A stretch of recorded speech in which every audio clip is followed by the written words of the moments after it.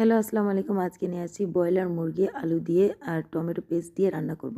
তো প্রথমে নিয়েছি সরিষার তেল, তারপরে দিয়েছি এখানে গোটা গরম মশলা, তেজপাতা, জিরা, তারপরে সাজিরা এগুলো দিয়ে আমি একটু ফোড়ন দিয়ে নেব। তারপরে দিয়েছি পেঁয়াজ। তারপরে এখানে পেঁয়াজটা হালকা করে ভেজে নেব। তারপরে দিয়েছি ফুল একটা টমেটো পেস্ট, উম বড় বড় ২টা টমেটো পেস্ট ১ বাটি।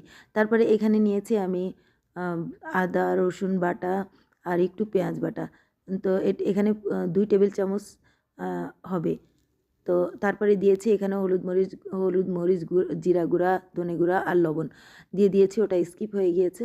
তারপরে ওটা সবগুলো মিলে আমি কষিয়ে নেব। কষিয়ে নেওয়ার পর যখন মসলা তেল ছেড়ে দেয় তখন আপনি এটা মুরগিটা দিয়ে দিবেন, ব্রয়লার মুরগিটা দিয়ে দিবেন। মশলা কিন্তু যতটা বেশি কষাবেন ততটা মুরগির খেতে ভালো লাগবে।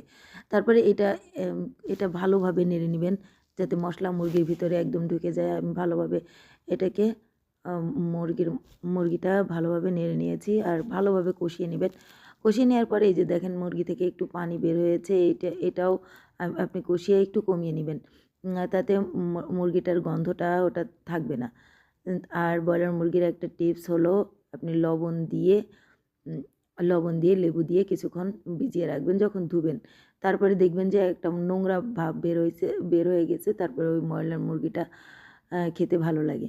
তো এই টিপসটা ইউজ করবেন। তারপরে এখানে আমি আরেকটু গরম পানি দিয়ে ১০ মিনিট রান্না করেছি। ১০ মিনিট রান্না করার পর দেখেন আমার আলুও সিদ্ধ হয়ে গিয়েছে। মুরগিটার মাংসটাও সিদ্ধ হয়ে গিয়েছে। তো দেখতে পাচ্ছেন কতটা এখন সুন্দর লাগছে। আপনি চাইলে এটাকে আরও একটু কমাতে পারেন। তারপরে দিয়েছি লাস্টে গরম মসলা। গরম মসলা দেওয়ার পর দেখেন এটা এই পর্যায়ে সুন্দরভাবে এটা হয়ে গিয়েছে। হয়ে যাওয়ার পর আমি এখন পরিবেশন করব। আপনি নিজের মতন পরিবেশন করতে পারেন। আমি নিজের মতো পরিবেশন করেছি। এখানে এসে সালাদ, একটা সবজি আর এই মাংসের ঝোলটা। তো কেমন লাগলো এটা?